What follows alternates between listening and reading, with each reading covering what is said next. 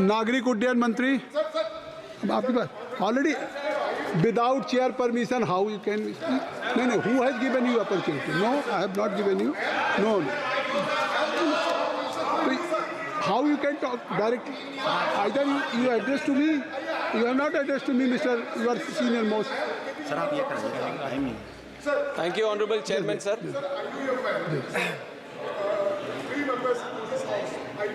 Indian Union Muslim League, their representative is not in this committee.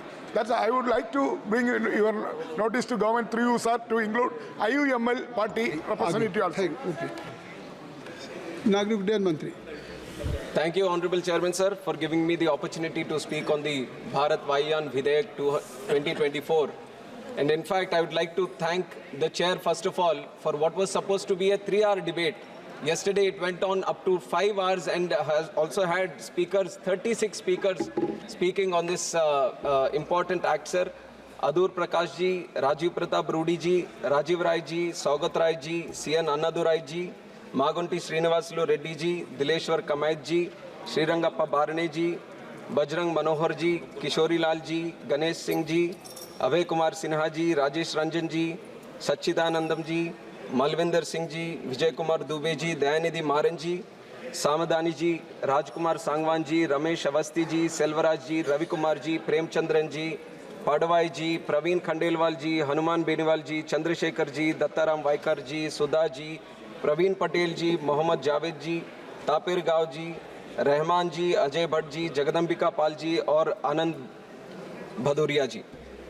So almost 36 people have participated in this debate, sir. Not only have they participated, they have given some valuable suggestions and also passionately been involved in this debate, sir. And I would like to remind the House, 20 years back, if you would have seen any civil aviation topic that has been discussed in the House, the participants were mainly coming from technical background or they were coming from these major metropolitan cities where the presence of airports has been maximum. But yesterday, if you had witnessed the debate for 5 hours, we have seen from the length and breadth of this country, from the remotest areas of this country, from the most backward areas of this country, people have passionately, honorable members have spoken on this bill, and that is the change this government has brought in and the Honorable Prime Minister Narendra Modi ji has brought in to the civil aviation, sir. Civil aviation has witnessed unimaginable growth in the last 10 years since Modi ji has taken charge as the Prime Minister of the country. He had a special focus, he had a special vision for the civil aviation industry, and because of which he understood the importance of improving the infrastructure in civil aviation. That is why what was 74 airports in 2014 has gone up to 157 airports, more than doubled in this country today, sir. And if you look at the passenger growth in this country, 60 million passengers were there domestically in 2014, which has gone up to 153 million, which has more than doubled in 2024, sir. And also international passengers from 43 million have grown up to 66.7 million. And you know, it's like any travel industry which took a big hit during the COVID time, aviation also took a big hit. Even though it took a big hit, within 3 years, it stood back on its feet. It not only crossed the pre-COVID numbers, sir, we are at an all-time high in the passenger growth in the country, and today we stand as the 3rd largest aviation economy in the whole world, and that is the change Honorable Prime Minister Narendra Modi ji has brought in the last 10 years for the Civil Aviation Ministry. And also I would like to thank all the previous ministers who have worked on this, especially my predecessor Jyotiraditya Scindia ji, who has constantly worked for the upliftment of the Civil Aviation Ministry and brought in a lot of policy changes. And in fact, I would also like to remember our honorable previous minister, Ashok Gajpati Raju ji, who was also there handling this and who was from our party also at that time, sir. And with this growth, it is very important we look into the future also. This is not just for the 10 years that we are proud of. Where we are in the 3rd place right now, we, under the honorable leadership of Honorable Prime Minister, want to see India become the #1 in the domestic economy, sir. And if you want to see India in that #1 position, there has to be proper legislative backing. There has to be good policy making. There has to be good policy which drives the civil aviation industry in that direction. And that is where this Bharatiya Vayuyan Videk comes into play, and which is why I would like to go a little bit more detail into the bill also, sir. Now this Bharatiya Vayuyan Videk, इसकी जो इससे पहले जो act थी, Indian Aircraft Act 1934, this was a pre-independence era act, sir. Under the British rule, this act was formed, and the act was promulgated because of an international aircraft convention which was formed in 1919.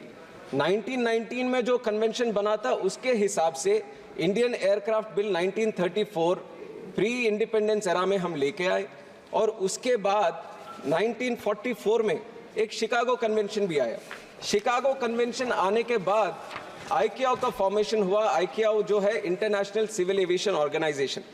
आईकेओ ऐसी body बनी कि UN की एक agency थी, United Nations की, और ये Chicago convention के बाद जो आईकेओ बना, आईकेओ में 193 कंट्रीज उसके हिस्से थे, और regularly all these 193 countries used to sit, discuss, deliberate and formulate these standard and recommended practices, which are again supposed to be implemented by all the member countries within the ICAO. And India has also been a very strong participant of this ICAO, sir, and we have tried to formulate our own laws by harmonizing whatever the SARPs, that is the standards and recommended protocols, are there from the ICAO. And this has been happening for a long time. And while we have been doing this, sir, the 1934 Act which was there, it was amended 21 times. And it was amended in such a way that whenever some SARP, new SARP was coming in, we were just attaching it to the old bill. There was no proper structure.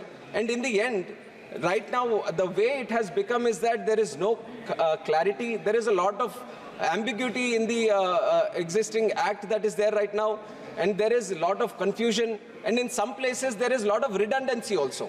There have become so many subordinate legislations that have been brought in, so many rules that have been brought in, so many regulations that have been brought in. So there was no proper structure for the whole act, which is why a proper structural difference was supposed to be brought in, and which was done with the formation of this new Videk, which is Bharatiya Vayuyan Videk, sir. And like I said, the first thing we have tried to address is structurize the whole bill. And we have structurized by giving DGCA a separate chapter. We have told what is DGCA and what are the powers of DGCA, which is the Director General of Civil Aviation. And also we have BCAS, which is Bureau of Civil Aviation Security. Similarly, we have another separate structure for it, a separate chapter, and also the functions and the powers have been properly listed out. And also AIB, which is Aircraft Accident Investigation Bureau, and powers of central government. जो पहले ऐसा होता था कि powers कहीं और लिखे हुए हैं, और इसके जो फंक्शंस है कहीं और लिखे हुए हैं, रूल्स कहीं और लिखे हुए हैं. तो आईकेओ का भी ऑब्जर्वेशन था कि सब एक प्रिंसिपल एक्ट में होना चाहिए जो एक हार्मनी क्रिएट करता है सिविल एविएशन का. तो वो हार्मनी हम लेके आए हैं सर अभी ये सिविल एविएशन में इस बिल के तहत. And other than this we have tried to reduce the redundancies, और जो gaps होते थे पहले इसके एक्ट में, उसको भी हम करने की कोशिश ये भारतीय वायुयान विधेयक के साथ हम लेके आए. इसके बाद दूसरी चीज़ जो definitions हमने ऐड किया, we have brought in definitions for design, maintenance and manufacture into the bill. जो previous bill था Indian Aircraft Act, तो उसमें we didn't have design at all, we didn't have the word maintenance at all, and there was just manufacture as a word, but it was not defined. But today, under the leadership of Prime Minister Modi ji, we see a strong sense of Atmanirbharta being formed in this country, sir. And civil aviation taking an inspiration from that Atmanirbharta, we are imagining, we are trying to achieve a position for India in the future where not only we are operating planes in this country, we are designing planes, we are manufacturing planes, and we want to export planes to the whole world also, and that is the situation we want to create, and that is going to happen, exactly that is going to happen because of this Bharat Vayuyan Videk that is going to come, sir. And especially the word design we have added. The design, adding of the word design is going to create an area where a lot of industry players are going to come, which is going to improve the design area of the manufacturing, sir. Already, HAL is manufacturing Hindustan 228, which is a 19-seater plane. Dhruv is there from HAL, which is a 14-seater helicopter. And also NAL is also making another plane. Now, if you add this, if you bring in these changes in the legislation, then the state of design, ICAO will recognize India as a state of design, which will improve our prospects globally also, sir. To bring in talent which will attract in creating design here, and also whatever we design or manufacture, that is also going to be accepted worldwide also. So it was very important for us at this stage, the changes that is happening throughout the country, it was very important for us to define design, maintenance and manufacture, which is the major driver in the civil aviation sector today, sir. And that is what we have brought in to the bill also today. And the other one, before bringing this bill here, a lot of wide consultations have happened, both internally and externally also. From the public, we have received the feedback. From internally, DGCA, BCAS, AI, ERA, AIB, and also externally Ministry of Defense, Ministry of Home Affairs, Ministry of External Affairs, Finance Ministry, DPIIT, Department of Telecom. All these were widely consulted and all their feedback was taken in before we have brought in this Bharatiya Vayan Videk into the August House, sir. And another important feature that this bill is addressing, this is a feedback that we have received from the pilots, especially the pilots who are getting trained and trying to obtain their CPL license, commercial pilot license. Sir, before they obtain this commercial pilot license, there is one certificate that is required, which is the radio telephony certificate. This RTR, radio telephony restricted certificate, which was supposed to be given on the basis of the previous act, this was supposed to be given by Department of Telecom. Now, before obtaining the CPL, they had to go to Department of Telecom and get this license. Once they get the license from Department of Telecom, they come back to DGCA, which is under the Ministry of Civil Aviation, and they get flight radio telephony operator license. Once they get the flight telephony operator's license, then they again get the commercial pilot license, which is the CPL. Now, this process of going to two departments just for that certificate for radio telephony, there was a lot of feedback from the pilots and especially that industry, the training industry, that this is creating a lot of problem for them. Now, going through two departments, the chair would also know how difficult the system gets over the years when there are different kinds of people. And especially DGCA has the expertise for the radio telephony in aviation, which is why it has the capacity to give flight radio telephony operator's license. So the feedback from the industry has been that why don't you shift this from the Department of Telecom and put it within the Ministry of Civil Aviation, and with this bill, we have addressed that feedback, sir, and we have shown that this is a government which listens to the public, which does what the public needs, and that is the change that we have brought in this bill also. And also, another important change that we have brought with this, sir, is regarding the appeals section. I thought a lot of people would talk about this, but not a lot of people have thrown some light on this. But there have been a lot of inconsistencies in the earlier act which was related to the appeal, sir. And there was provision for appeal against only financial penalties. Administrative penalties, there was nothing written in the earlier act which was addressing the appeals on administrative penalties. Only financial penalties, there was an appeal, and there was only one appeal that was allowed. But now we thought, when we are trying to change this bill, change the act and bring in a new bill, we have decided that we are going to implement the principles of natural justice. And whenever how the industry treats the appeals, how other departments are treating the appeals, we are going to bring that structure into this, and that is what we have done here also, sir. So any time any action is taken, the first show cause notice, the person against whom the action is being taken, he will be properly heard, and he'll be given a chance to go for 2 appeals, and there will be a proper tribunal also after the appeals, so that he can get the principles of, he can avail his principle of natural justice, and that we have accommodated here. And just like I said earlier, there was only for financial penalty, the appeal was there. Now we have added administrative enforcement also, so that there is opportunity for appeal there also, sir. And also earlier, the Principal Act, the Indian Aircraft Act, only carried certain provisions regarding the action of suspension of licenses, certificate or approvals. The other sections which come under restrictions, they were addressed through some other rules. Now we have brought everything into the Principal Act so that there is a legislative backing.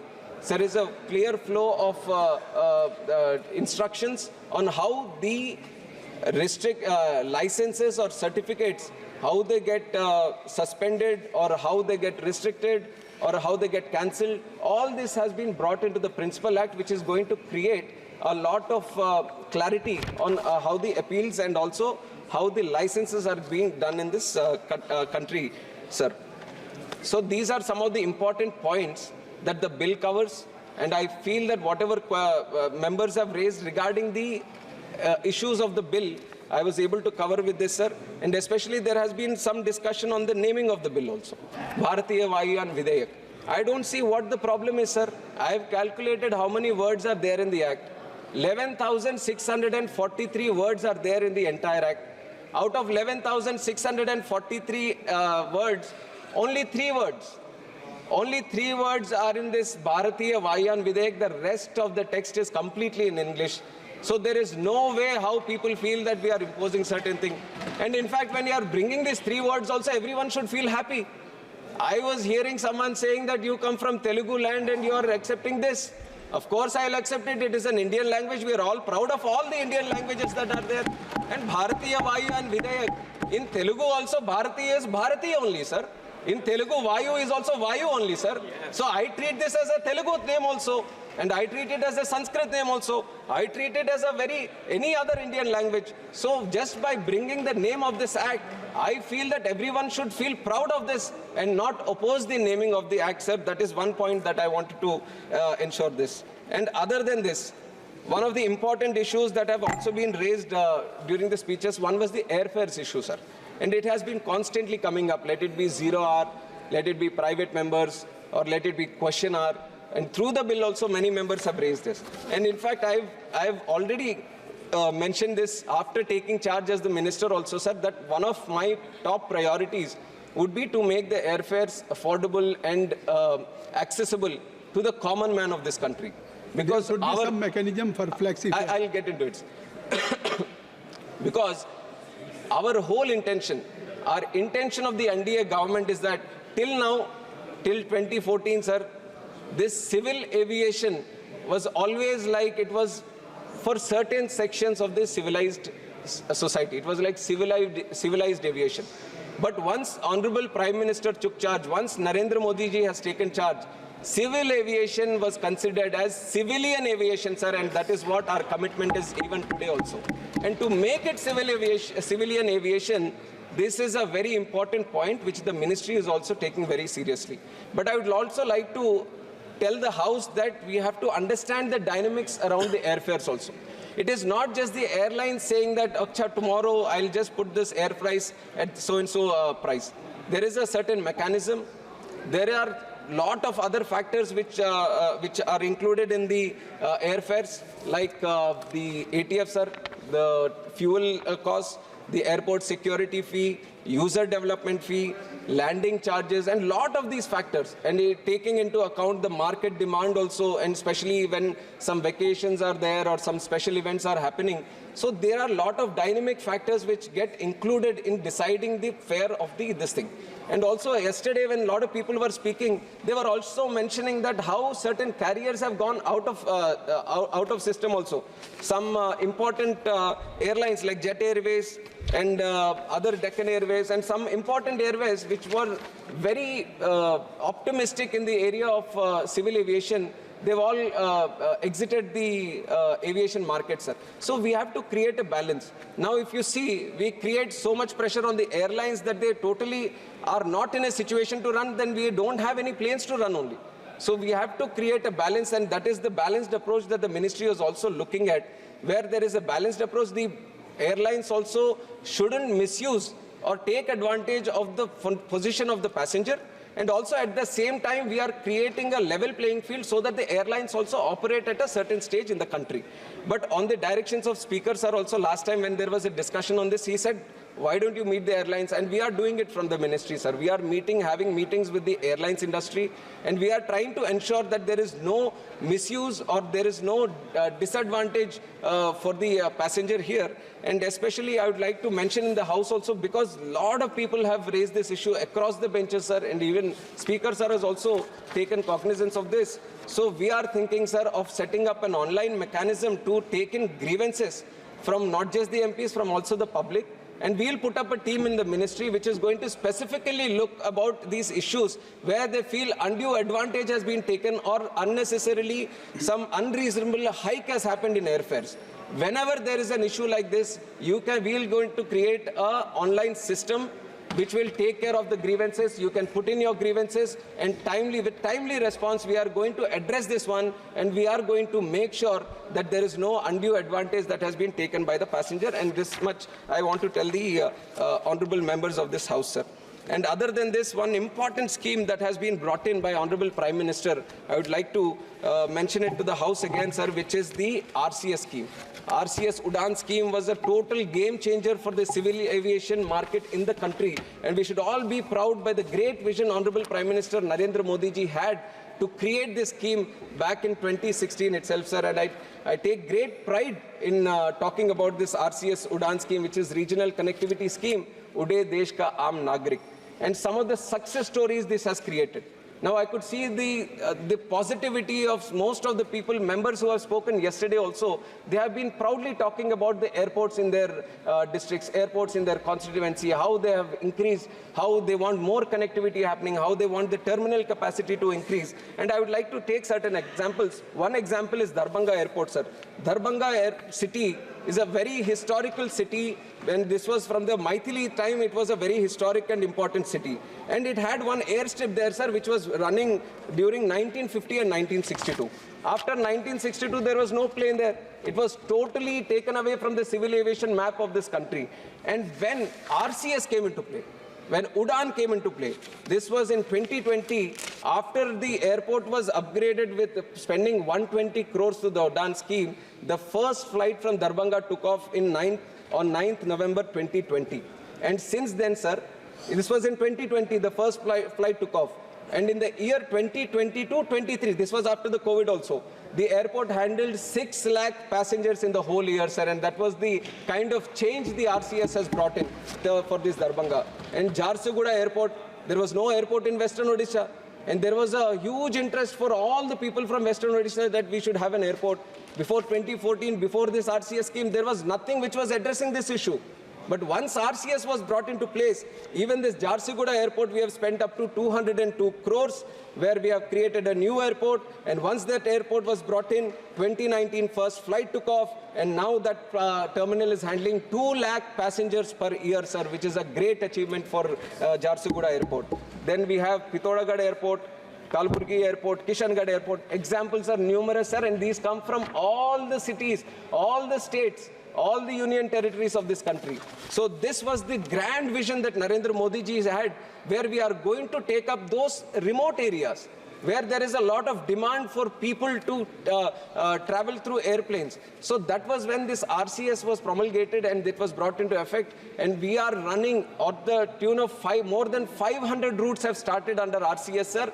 And more than 1.4 crore people of this country have traveled through this RCS routes. And that is something which we all should be proud of, sir. And other than that, we are going to, because of the success of this scheme, we are going to improve the scheme, sir. In the coming days, with the help of the central government, we are going to bring in RCS again, because it was a 10-year plan. And now we are seeing that there are some issues when the RCS is specifically for 3 years. Because the way that scheme was done is that for 3 years, we are going to help a certain airport or a certain route to take off. But it was not for a continuous time that the government is going to provide the support. We wanted to create the impetus. We wanted to create the push and the spark. So for 3 years we were supporting. But now a specific situation has arrived where after 3 years the airlines sometimes are backing away from that route. That also has been expressed by a lot of people. So we are going to address that issue. We have a process where after 1 year, we can bid that route and we can restart that route through RCS. And we need to extend the scheme of RCS because it has been a huge success and it has given a huge push to the civil aviation also. So definitely we are going to look into the expanding of RCS also, sir. And other than that, in the area of civil aviation, just like how the interest is growing on for having more airports and airlines, we want to have seaplanes also. That has been also a brainchild for Narendra Modi ji, he wants to see the seaplane industry also grow in this country. And there was certain policy which was made earlier, but we have taken industry feedback also on seaplane policy. They have requested for some changes. We have done those changes, and very soon we are going to launch the new policy also. And that is going to open up a new whole area of air travel, sir. Wherever you have these dams, wherever you have these lakes, wherever you have the sea connectivity, you can use the seaplane connectivity to connect those places, again, which is going to create an alternate way of traveling, sir. So seaplanes is something we are looking at, and helicopters, sir. Now, if you look at the situation in India, helicopters are very, very low compared to the population or the size of the country we have.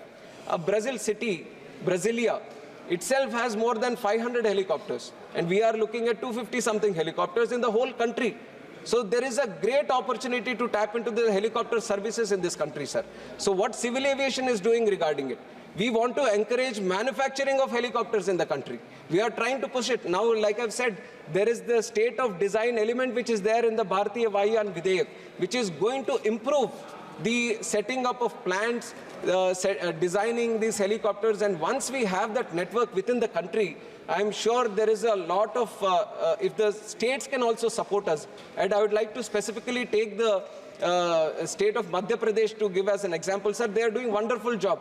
They have connected their religious tourism circuits with helicopters.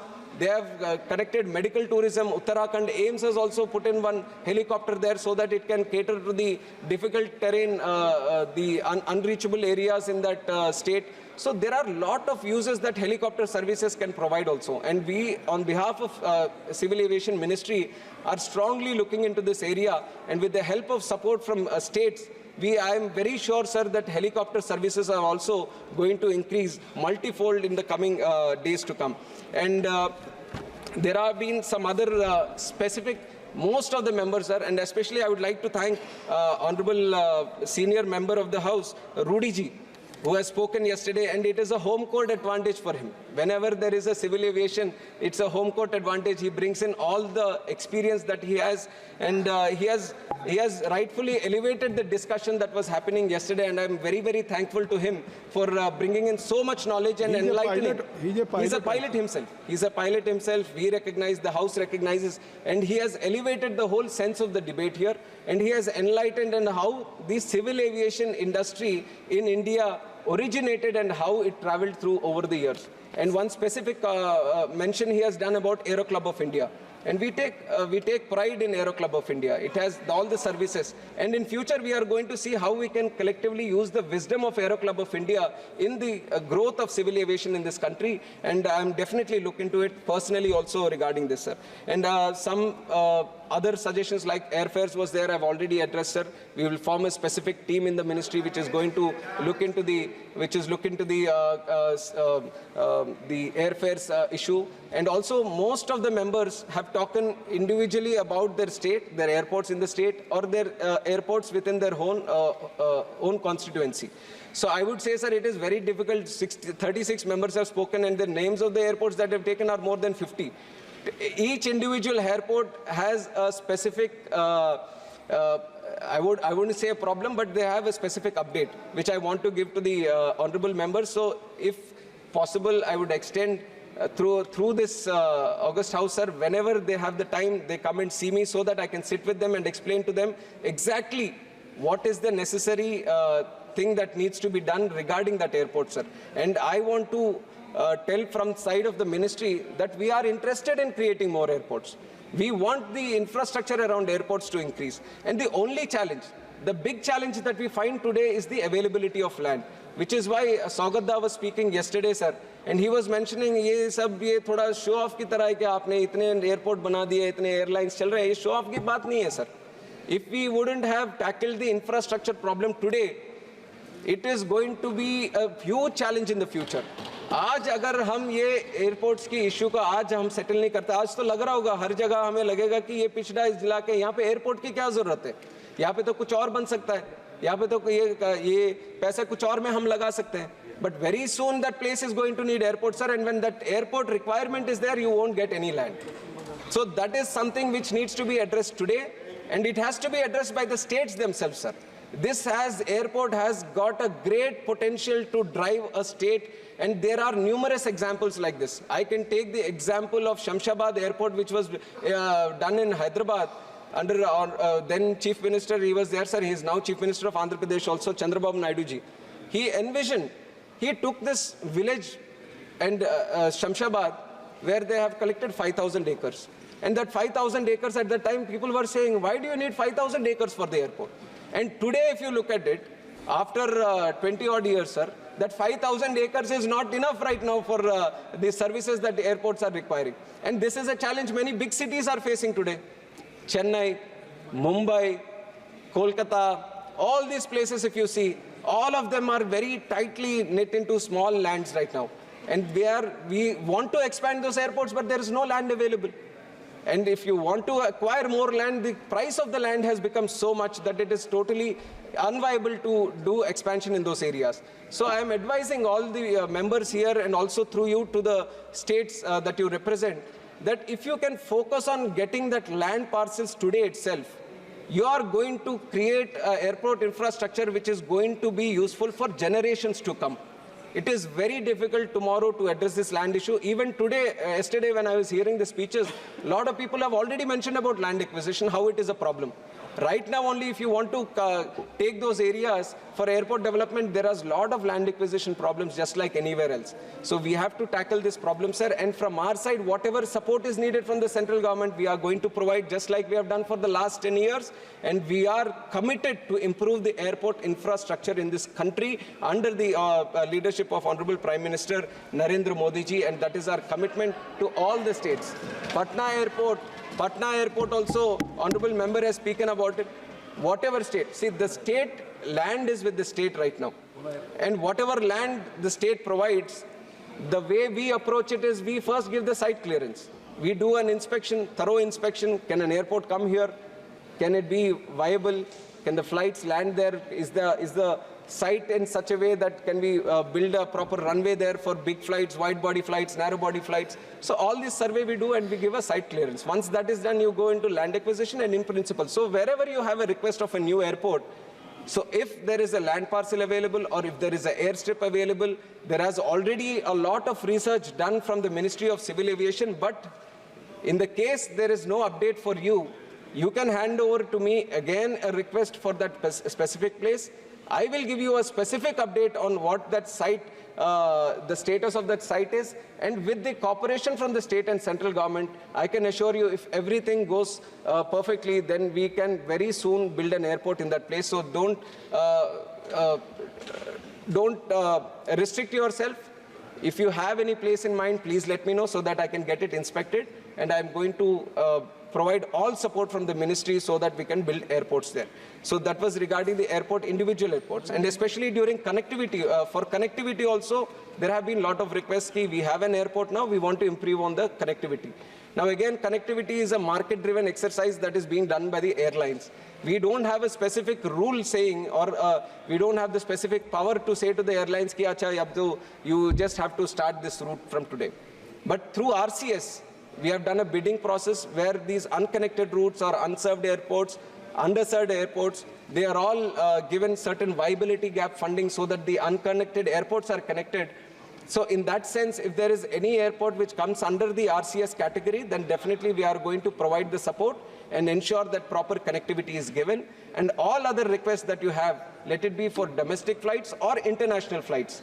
And even though that is not the direct responsibility of the government, we are trying through a favorable way to push the request to the airlines so that they can be considered as and when there is a possibility of considering them.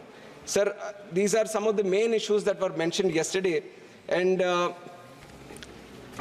other than this, sir, I think any issue from any member that has been raised, and especially Saugadda, he's not here.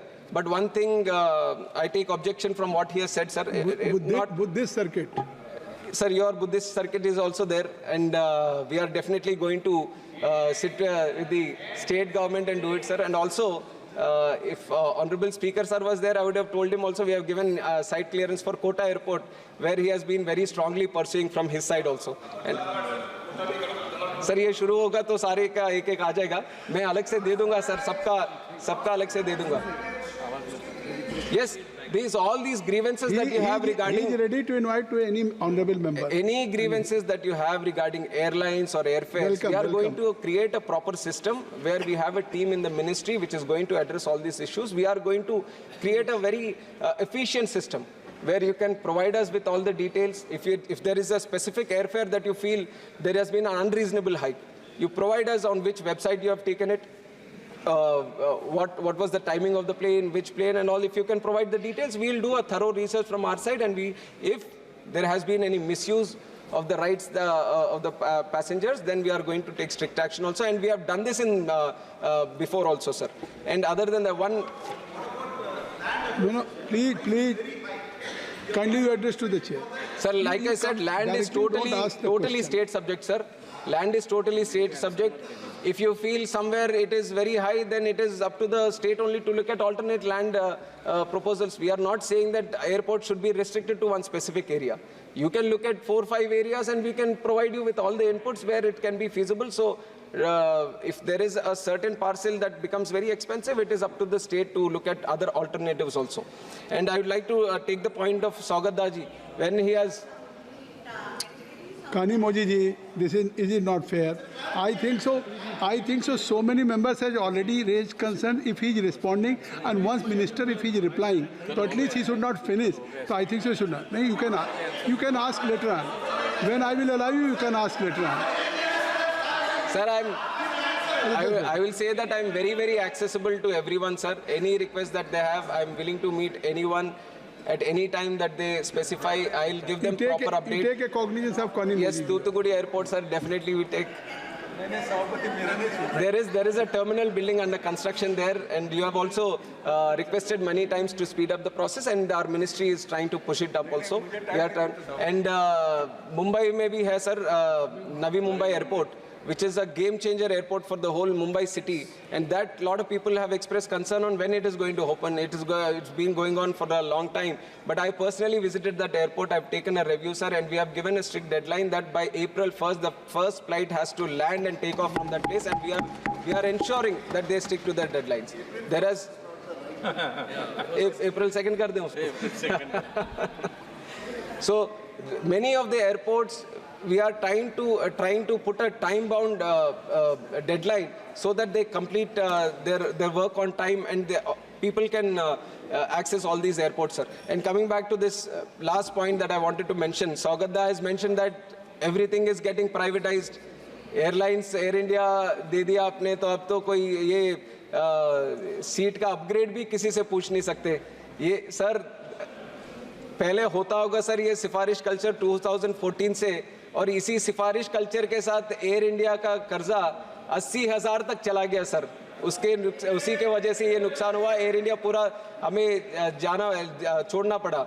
But अभी जो है sir, ये ministry of civil aviation doesn't get requests of seats upgrade, sir. We get requests of airports upgradation. We get requests of airport infrastructure upgradation. We get requests of facilities upgradation. So we have taken the level of civil aviation from just recommending for seat upgrade to airports upgrade, sir. And this has only happened because of the vision Honorable Prime Minister Narendra Modi ji had, and that is the commitment we all are showing to the country also. And there is a lot of scope and potential, sir, especially with the MRO industry also. And I have replied in one of the answers, the growth, especially from $2 billion industry in 7 years, we are going to hit $4 billion industry in MROs, which also has a great potential for job creation in this country, sir. So a lot of different sectors in civil aviation are being looked upon, and this Bharatiya Vayan Videyak encapsulates all of them and gives a good direction, and it harmonizes all the SARPs that have been set by ICAO, which is a United Nations agency for civil aviation, and we are globally trying to maintain a top standard where we just don't operate within ourselves, but we set standards for the whole world itself. So we are looking at a very promising sector in civil aviation, sir. And I would like to personally thank Honorable Prime Minister Narendra Modi ji, who has given the responsibility of handling civil aviation at a very young age, sir. I didn't have any expertise on the civil aviation, but he had the confidence on the young member of this country, sir. He has the vision that if it is in the hands of a young minister, then it is definitely going to go very high. So that is one thing I want to thank Honorable Prime Minister and also our leader, chandrababu Naidu ji, for giving me the opportunity. And on behalf of me and also our Minister of State, Muralidhar Mohal ji, we are both young ministers here, sir, and we want to do a lot of good things for civil aviation, and we have received the support. Yesterday, people who are speaking from both sides, they've all given a lot of support and they've all encouraged us as young ministers from both sides. So all on behalf of the Ministry of Civil Aviation, I would like to thank all the members from each side, everyone who has shown support to us. And with this kind of support that you are giving to the Civil Aviation Ministry, we are sure that we are going to reach #1 in the domestic aviation market in the whole world. And that is still our commitment. And while I say that is our commitment, we are going to ensure that in whatever we do in this Civil Aviation Ministry, it is going to be addressed as Civilian Aviation Ministry. Civilian is going to be the topmost priority for us, and that we are going to ensure, sir. And for that, this bill plays a very important role, Bharatiya Vayan Videyak. And I request the whole House, just like they've supported through their speeches yesterday, to support in the passing of this important bill, which creates and gives a new direction for the civil aviation industry in the country. And with these words, I thank you once again for giving me the time. Thank you very much, sir. Kani Modi ji,